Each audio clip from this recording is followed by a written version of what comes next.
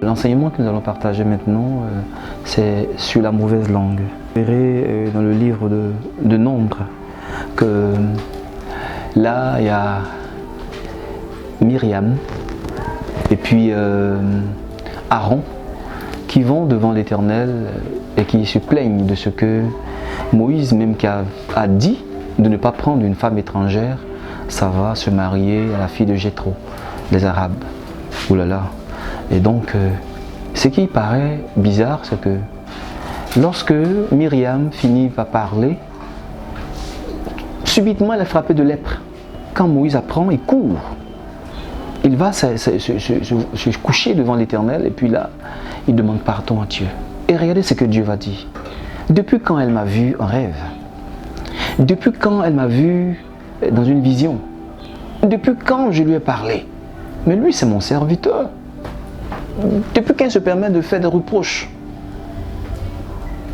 Et ça, je vous assure que moi, ça m'a fatigué.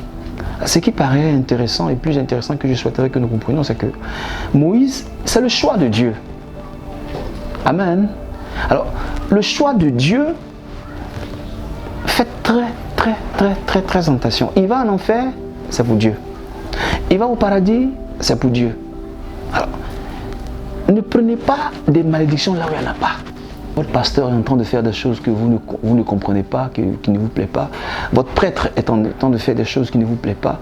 Votre homme de Dieu ou bien votre guide spirituel est en train de faire des choses qui ne vous plaisent pas. Je vous demande pardon. Ne vous mettez pas par groupe, ne vous mettez pas seul dans votre maison à le critiquer. Vous prenez la malédiction qui doit tomber sur lui.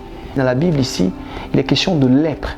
Et la lèpre spirituelle, c'est lorsque rien ne marche pour toi. Tout se bloque autour de toi. Tout se bloque. Parce que regardez le lépreux, il ne peut pas soulever quelque chose de ses 10 doigts. Il ne peut pas prendre quelque chose de ses 10 doigts. C'est les autres qui vont œuvrer pour lui autour de lui. Et s'il n'y a personne autour de lui, il va mourir de faim. Je nous invite à revoir notre attitude, à revoir. Aujourd'hui, on parle de est-ce que la situation dans laquelle nous sommes, là, c'est pas dû aux prêtres, dû aux pasteurs, dû aux hommes de Dieu. Et nous tous, nous devenons prêtres, prophètes et rois dès l'instant que nous recevons notre baptême.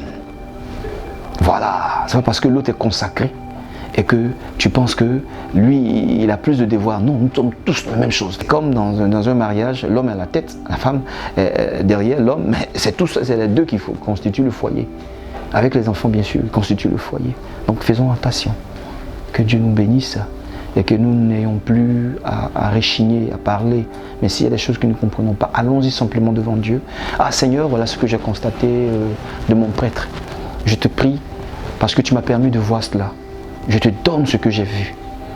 Que ton nom soit béni. Et vous allez voir que la situation, ou bien le comportement, ou bien l'attitude de cette personne va changer. Sans même que vous ayez à parler à quelqu'un. C'est comme ça que nous pourrions changer notre entourage. Il est probable que ton père fasse des choses qui ne te plaisent pas. Et je te demande pardon. N'en parle pas à autrui, n'en parle pas à quelqu'un. Va, mets-toi à genoux devant Dieu. Ne porte pas de critique là-dessus. Dis simplement ce que tu as vu, ce que tu as constaté à Dieu. Et dis à Dieu que tu lui donnes. Tu vas voir qu'il va changer la situation. Il est probable que tu vois ainsi ta femme, tes enfants. Arrêtez. Et vous allez voir que quand Dieu prend le contrôle des choses, c'est extraordinaire.